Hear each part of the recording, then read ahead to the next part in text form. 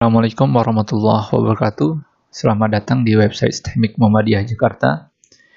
Berikut ini adalah video panduan atau tutorial cara penggunaan MyBlog atau blog dosen pada website STEMIC Muhammadiyah Jakarta. Yang pertama, Bapak Ibu dosen bisa akses situs utama STEMIC Muhammadiyah Jakarta di stemicmj.ac.id. Pada halaman utama portal atau website, pada barisan menu atau navigasi tersedia tombol masuk seperti pada video ini yang diarahkan oleh mouse. Ini ada tombol masuk untuk halaman login. Kemudian pada portal utama website STEMIC ada menu dosen untuk mengecek blog dosen yang sudah terdaftar pada STEMIC Muhammadiyah Jakarta. Oke, untuk pertama kali kita bisa cek daftar blog dosen pada website STEMIC Muhammadiyah Jakarta. Oke, ini ada beberapa daftar dari dosen STEMIC Muhammadiyah Jakarta yang sudah terdaftar pada blog STEMIC Muhammadiyah Jakarta. Oke, Bapak Ibu bisa cek pada link yang ada pada website utama STEMIC Muhammadiyah Jakarta.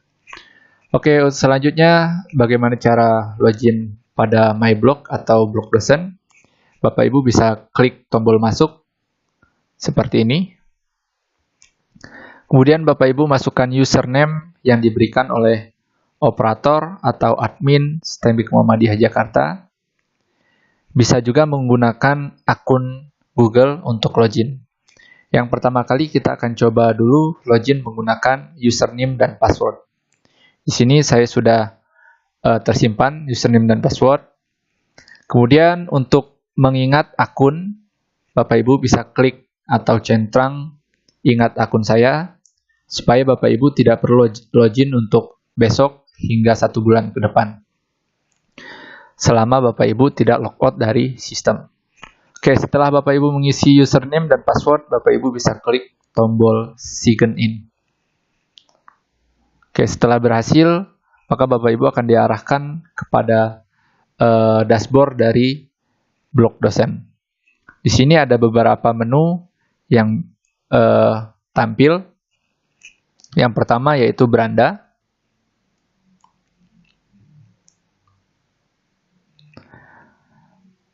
Pada beranda, di sini ada submenu berjumlah 4. Yang pertama adalah dashboard, untuk dashboard dari blog dosen. Kemudian portal MyBlog untuk mengarah ke website dosen. Kemudian portal website STEMIC MJ untuk mengarah ke portal website STEMIC MJ. Kemudian portal blog STEMIC MJ untuk mengarah ke blog STEMIC MJ. Nah, untuk mengecek website Bapak Ibu bisa klik portal MyBlog.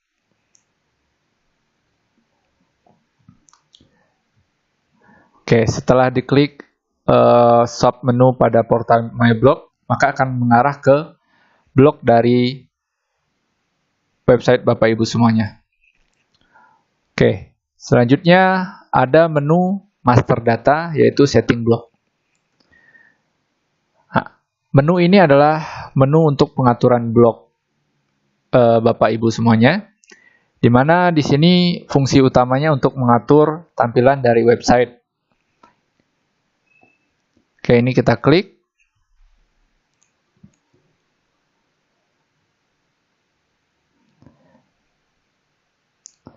Informasi yang pertama yaitu URL blog.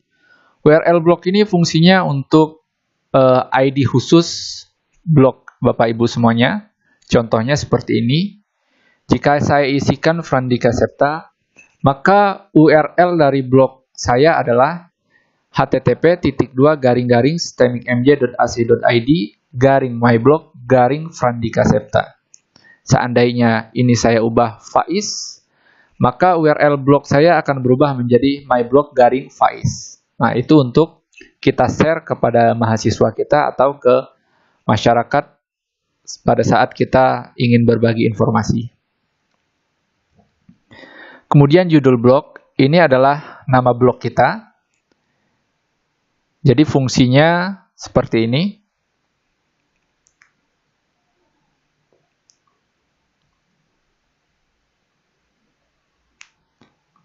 Oke. Nah, di sini URL block adalah untuk mengarah ke sini.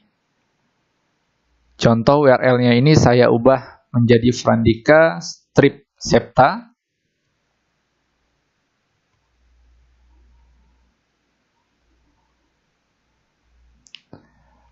Pada saya akses blog, maka ini harus berubah menjadi Frandika strip septa. Oke, maka blognya akan terbuka. Seandainya saya hilangkan stripnya, maka blog tidak ditemukan dan akan diarahkan ke daftar blog dosen pada website STEMIC.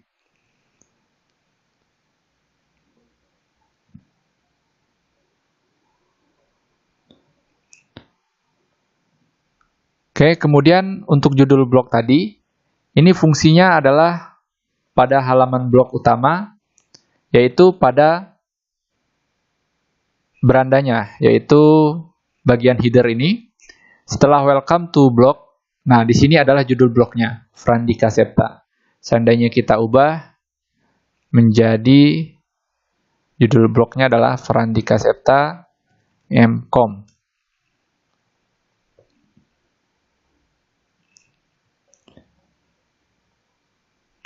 Ini blognya saya refresh.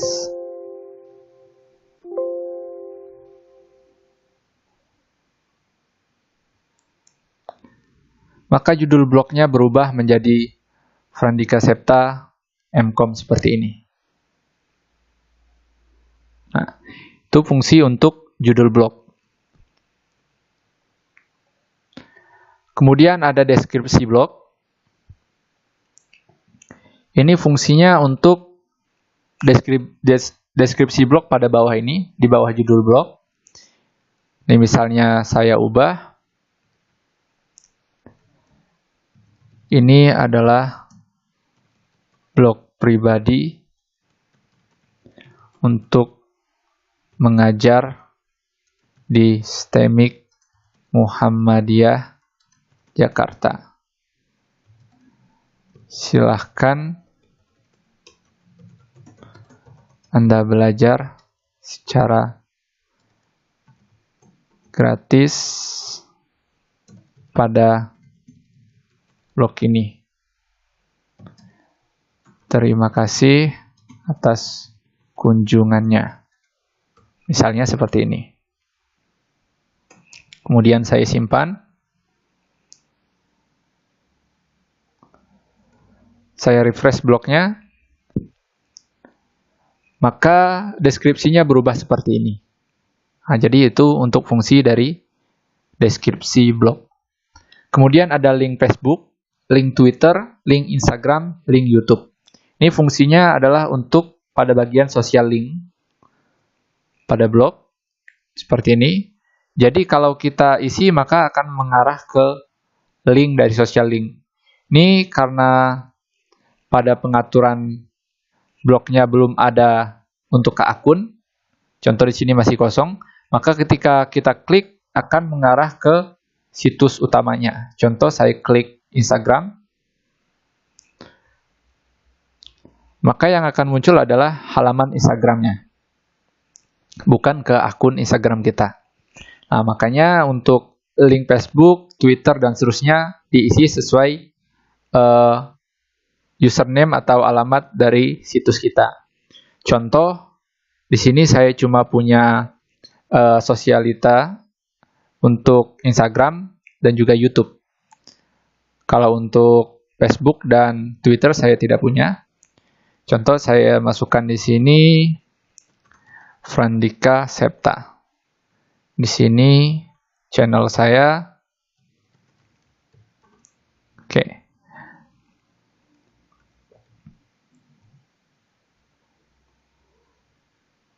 Nah, contoh seperti ini saya sudah isi. Kemudian saya simpan.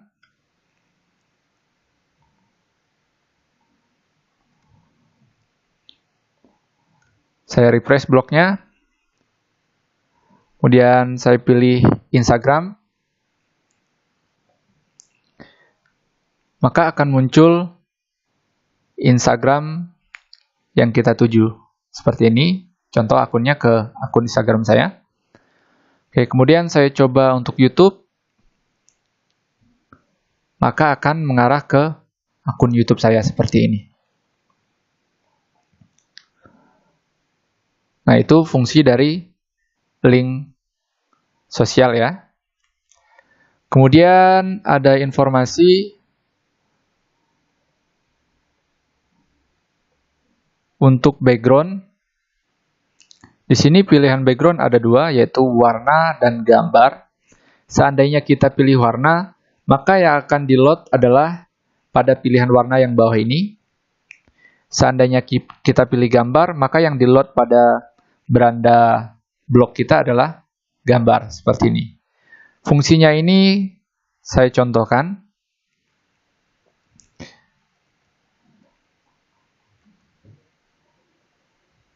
Pada blog saya background-nya adalah seperti ini awal mulanya. Kemudian ini saya ubah jadi warna. Dan ini saya ubah warnanya misalnya menjadi seperti ini. Oke, ini saya refresh. Maka warna bloknya seperti ini. Warnanya biru Tosca ya. Misalnya saya ubah lagi menjadi biru gelap. Maka bloknya akan berubah menjadi biru seperti ini. Itu untuk pilihan warna. Seandainya kita mau pilih gambar atau background-nya menggunakan gambar, maka kita ubah dulu background bloknya menjadi gambar. Kemudian kita pilih gambarnya, kita upload.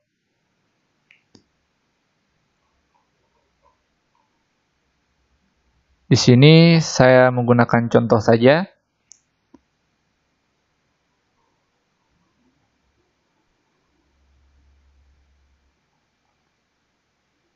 Misalnya ini, saya simpan. Kemudian ini di refresh. Maka bloknya menggunakan background seperti ini. Ada gambar. Nah, saran saya bisa Bapak Ibu gunakan gambar abstrak ataupun pemandangan, terserah Bapak Ibu yang dimana menyesuaikan blok Bapak Ibu. Nah, di sini saya mendesain contoh saja, mendesain menggunakan background abstrak. Seperti ini, saya pilih. Kemudian saya simpan. Saat di refresh, maka tampilannya seperti ini. Jadi kekinian, ya. Jadi blog kita sudah mengikuti tren gitu. Nah, jadi bisa Bapak Ibu kreasikan untuk backgroundnya. Bisa gunakan PowerPoint untuk mendesain background. Kalaupun tidak bisa pakai Photoshop atau sebagainya, bisa pakai PowerPoint. Atau juga bisa pada situs Canva.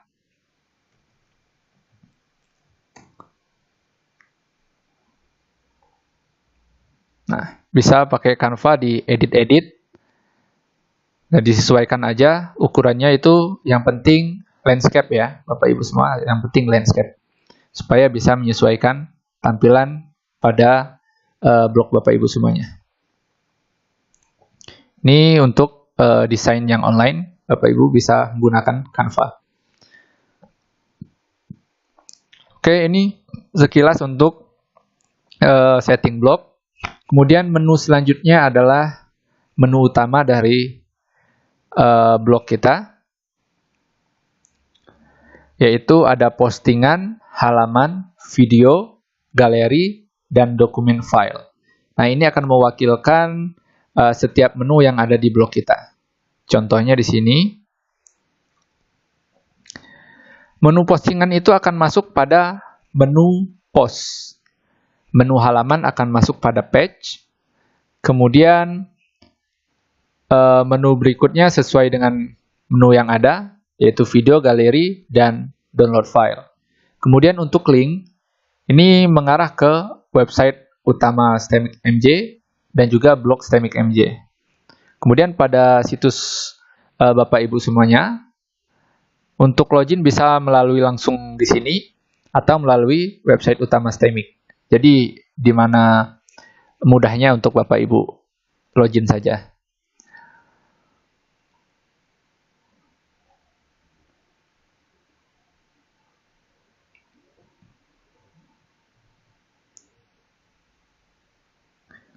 Oke, kita akan coba tes membuat postingan.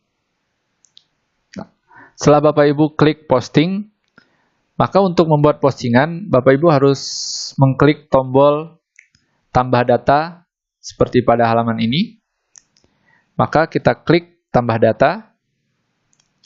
Nah, di sini ada judul, thumbnail, tag kategori, status postingan. Kalau judul itu ya judul postingan atau title. Thumbnail itu seperti cover ya, cover postingannya. Kemudian tag kategori, ini kategori yang Bapak Ibu posting masuk ke bagian apa? Misalnya agenda, artikel, berita, dan seterusnya. Dan kategori bisa lebih dari satu, hingga semua kategori di tag juga bisa. Nah, seandainya Bapak Ibu mau menambahkan kategori yang baru, tidak ada di sini kategorinya, Bapak Ibu bisa request ke admin atau operator STEMIC MJ untuk menambahkan kategori baru. Jadi Bapak Ibu bisa request. Nah, kemudian status postingan bisa publish, bisa unpublish. Seandainya mau disimpan dulu untuk dijadikan draft, maka Bapak Ibu pilih unpublish. Kalau mau langsung dipublish, maka pilih publish. Contoh di sini kita akan coba tes posting.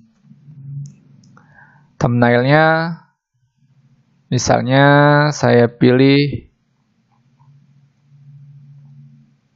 ini, kemudian kategorinya adalah artikel, berita, dan juga tugas misalnya. Kemudian publish. Nah, ini sama saja seperti Microsoft Word, Bapak Ibu bisa ketik di sini. Tetapi yang tidak boleh dilakukan di sini adalah copy paste langsung dari Microsoft Word. Karena stylenya akan mengikuti Microsoft Word, maka tampilan websitenya akan berantakan. Jadi kalau mau mengetik di sini, ya benar-benar ketik. Atau kalau tidak mau mengetik, maka dari Microsoft Word di-copy, kemudian masukkan di Notepad terlebih dahulu, supaya style dari Microsoft-nya hilang, baru dipaste pada postingan ini. Itu. Saya ulangi lagi, kalau mau langsung dari Word, lebih baik letakkan dulu di Notepad. Setelah diletakkan di Notepad, baru diambil untuk dipaste ke website. Oke, ini kita coba tes saja. Kemudian untuk menambahkan gambar, Bapak Ibu bisa klik di sini gambar. Kemudian cari, ini saya tambah gambar. Kemudian klik gambarnya dan ubah jadi 100%, atau 50%, atau 25%.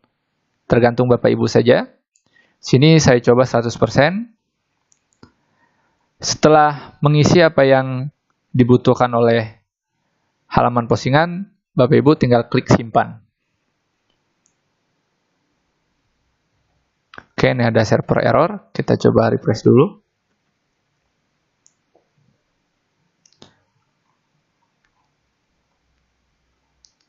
Oke, saya coba lagi.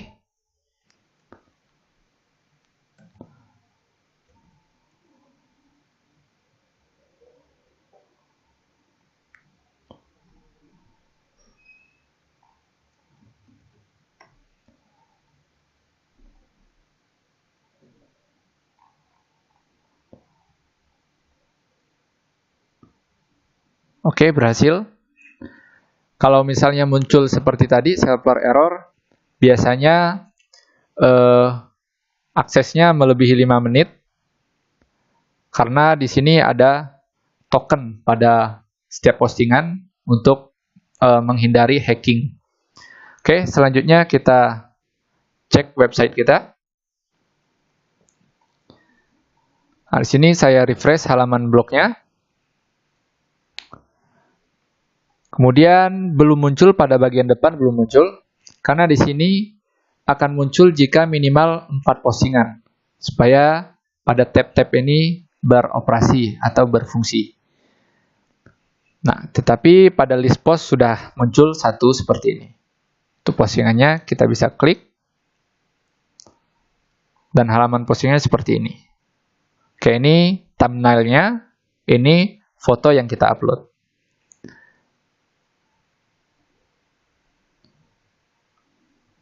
Kemudian saya coba lagi untuk membuat postingan hingga 4. Tes 2.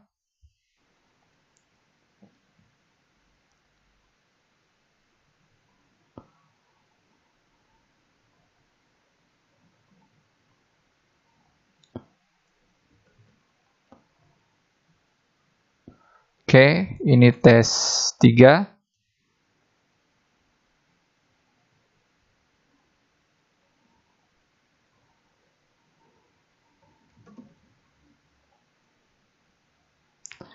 Kemudian tes 4.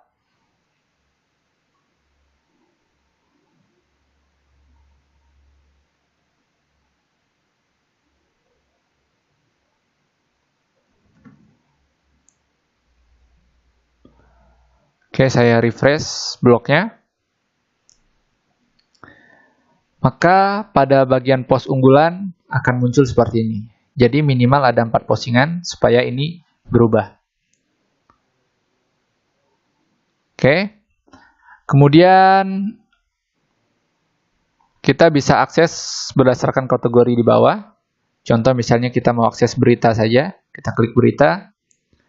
Maka seluruh daftar yang kategori berita akan muncul, atau kita bisa lewat post, artikel, maka muncul juga. Misalnya kita pilih agenda, maka cuma ada 3.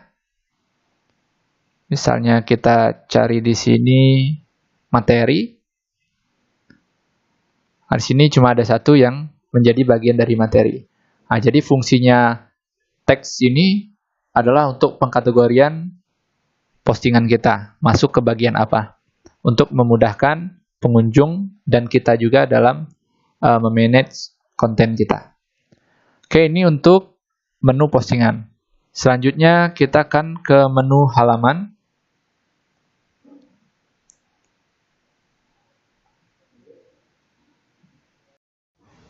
Setelah menu halaman terbuka, untuk menambahkan halaman, Bapak Ibu bisa tekan tombol tambah sama seperti postingan. Yang membedakan antara postingan dan halaman adalah kalau postingan bersifat dinamis, di mana setiap postingan bisa masuk ke beberapa kategori, tetapi halaman adalah kategori halaman saja, di mana dia bersifat statis untuk informasi yang tidak dinamis, seperti itu. Contohnya, seperti informasi kontak, ataupun tentang blognya, kemudian misalnya disclaimer dan sebagainya bisa menggunakan page halaman. Oke, sebagai contoh pertama kita akan membuat satu page, yaitu page about me. Misalnya kita buat dengan judul about me. Isi kontennya adalah, misalnya kita buat sampel aja. Selamat datang di blog saya. Terima kasih sudah berkunjung. Perkenalkan, saya adalah Frandika Septa, salah satu dosen yang mengajar di STEMIK Muhammadiyah Jakarta. Bla bla bla. Jadi informasi tentang kita. Kemudian kita simpan. Setelah berhasil simpan, kita bisa mengecek hasilnya pada portal blog kita, yaitu Beranda, kemudian portal My Blog. Kemudian pada menu page, itu otomatis akan terisi sesuai judul yang kita berikan. Nah, untuk judul ini pastikan tidak panjang-panjang, supaya tidak merusak tampilan dari menu websitenya. Contohnya misalnya maksimal 20 karakter atau 25 karakter. Seperti itu. Ini contohnya About Me. Kemudian kita klik About Me-nya. Maka akan mengarah ke halaman page About Me-nya. Seperti ini. Yang sudah kita buat sebelumnya. Oke, ini untuk page. Di mana page ini hanya bisa diakses melalui menu page. Seandainya kita coba cari di sini. About Me. Maka tidak ditemukan. Karena sifatnya adalah statis, bukan postingan dinamis. Seperti itu. Oke, menu selanjutnya adalah menu video. Nah, di sini seandainya Bapak Ibu mempunyai video yang akan di-share, seperti video pembelajaran atau video lainnya yang ingin di-share kepada masyarakat, yang tentunya yang bersifat pendidikan dan informasi, bisa diposting melalui menu video ini. Caranya hampir sama, yaitu tekan tombol tambah. Nah, di sini ada beberapa informasinya.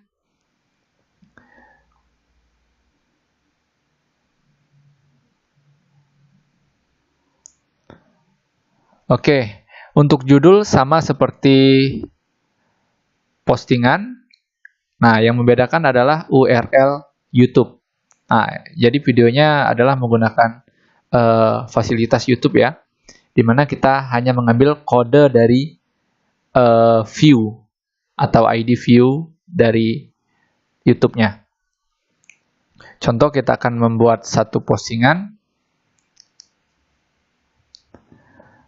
Nah, di sini saya buka YouTube saya.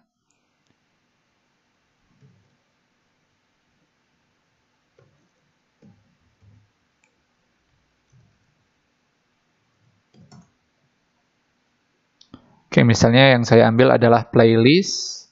Kemudian misalnya saya mau memberikan mata kuliah Delphi. Oke, kemudian saya ambil satu video. Saya klik ini. Yang kita ambil adalah bagian ini. Nah, ini kita tutup. Oke, Assalamualaikum warahmatullahi wabarakatuh. Jadi bagian V ini yang kita ambil. Atau misalnya Bapak Ibu susah untuk menemukan seperti tadi pada playlist, ini saya besarkan. Nah, seperti pada playlist ini kan linknya panjang. Misalnya Bapak Ibu agak kesusahan dalam mengambil linknya. Pada deskripsi YouTube, di sini Bapak Ibu bisa tekan tombol bagikan. Nah, Bapak Ibu tinggal copy salinnya ini. Kemudian tutup. Coba diakses. Nah, ambil pada V-nya ini. Atau bisa langsung ambil setelah garingnya. Seperti ini. Kemudian letakkan pada kolom URL website kita. Nah, ini misalnya sesuai judul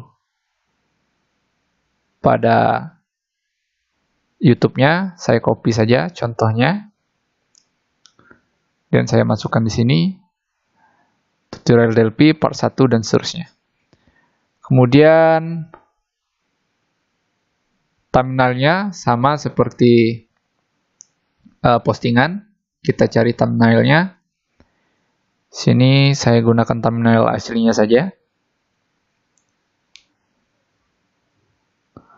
Oke, kemudian kategorinya adalah misalnya materi, latihan, kemudian praktikum, kemudian tutorial. Nah, kemudian saya klik publish dan ini deskripsinya. Bisa saya copy aja dari deskripsi YouTube-nya.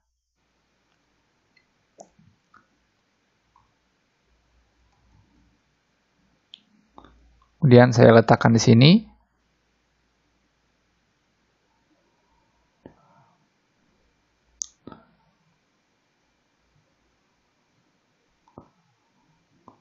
kemudian dicoba publish. Oke, berhasil. Sekarang kita akan lihat hasilnya pada my blog-nya.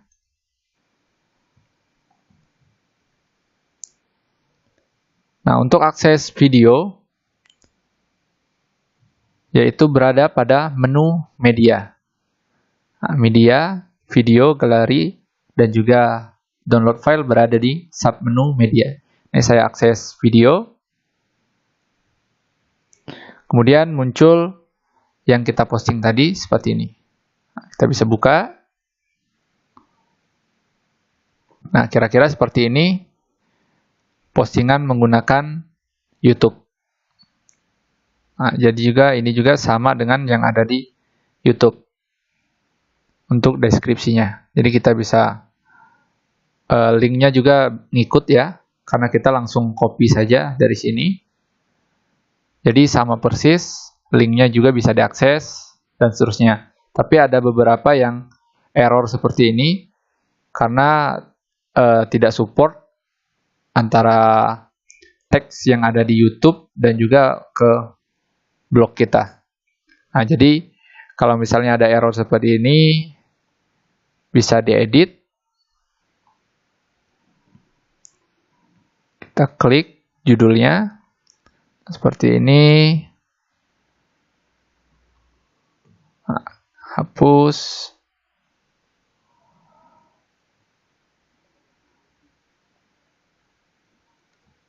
Ini kita letakkan saja di Notepad terlebih dahulu supaya formatnya berubah. Nah. Oke, yang salah adalah tanda kutip. Kita ubah sesuai kutip yang ada di blog. Karena format kutipnya berbeda. Oke, ini juga sama. Jadi setiap kutip ini dari pengkopian harus diubah sesuai dengan kutipan yang ada di teks editor pada blog. Kemudian simpan. Oke, masih ada di bawah. Oke, ini sudah. Coba tes refresh. Oke, sudah tidak ada error ya, seperti ini.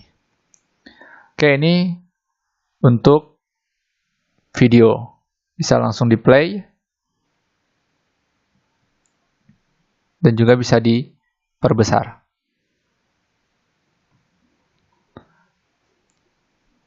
Oke, postingan selanjutnya adalah galeri. Oke, ini kita klik galeri.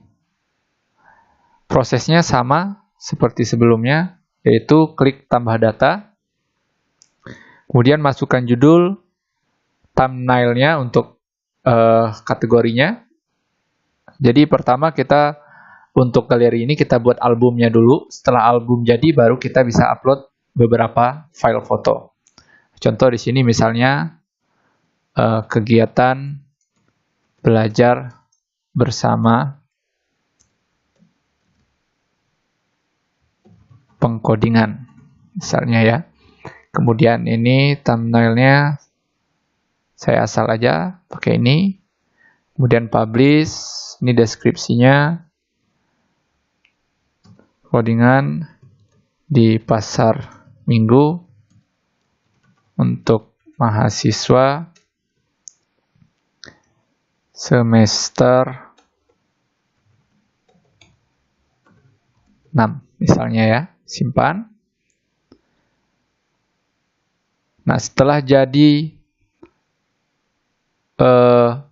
album seperti ini baru kita upload fotonya. Nah, kita klik upload di sini. Nah, pertama di sini kita kan buat album dulu. Setelah album jadi ini albumnya, baru kita upload list fotonya atau daftar fotonya pada tombol upload. Nah, untuk upload foto kita cuma drag and drop aja atau tekan pilih seperti ini. Nah, kita bisa upload lebih dari satu. Ini misalnya saya upload 3 foto. Oke, jika sudah muncul notifikasi seperti ini artinya foto sudah terupload. tetapi belum muncul di bawah karena harus di-refresh. Nah, setelah di-refresh, maka muncul daftar fotonya. Ini bisa kita lihat, download, edit, dan hapus. Untuk edit hanya mengubah teksnya atau judul filenya. Misalnya kita ubah part 2. Maka ini berubah jadi part 2. Ini kita ubah jadi part 3. Dan ini part 1.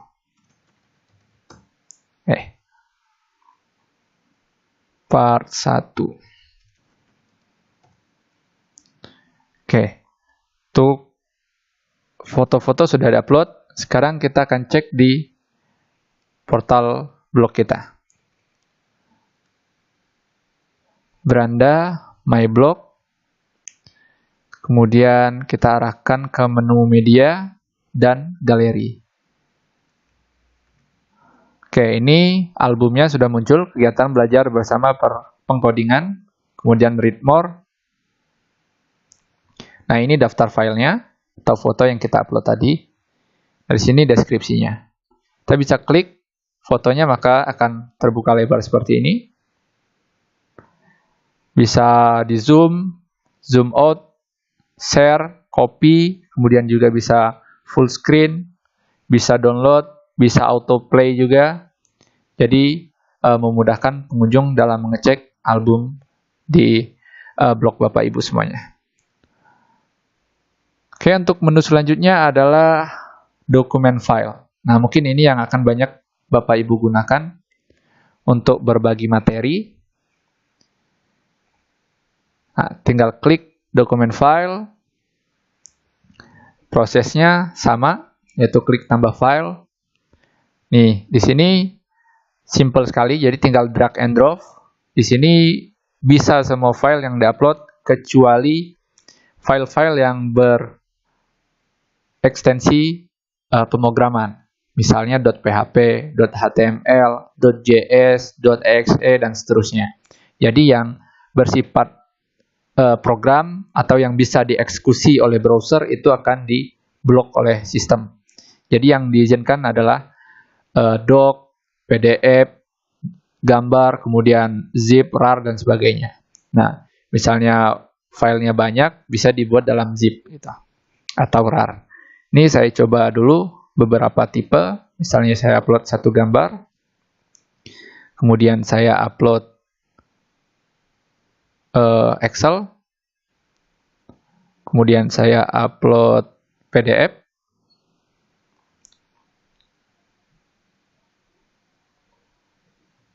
oke, kemudian saya upload zip,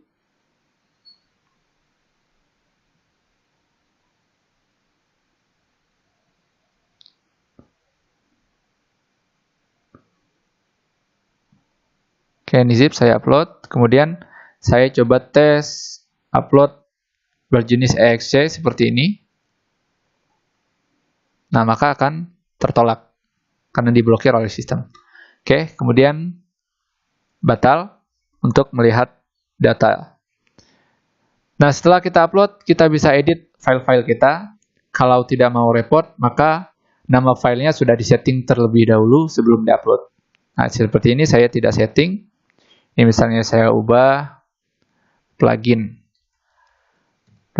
Bootstrap Toggle Master. Nah, misalnya saya berbagi plugin ini untuk praktikum pemrograman web misalnya. Dan ini Excel, misalnya update daftar mahasiswa sudah sidang.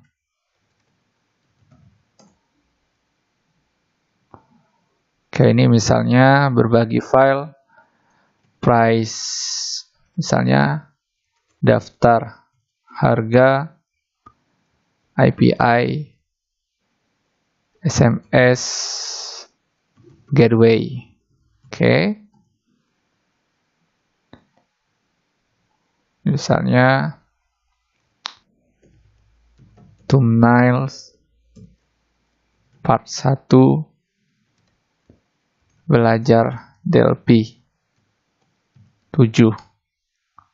Oke, Oke, ini namanya sudah saya ubah. Selanjutnya kita akan cek blog kita.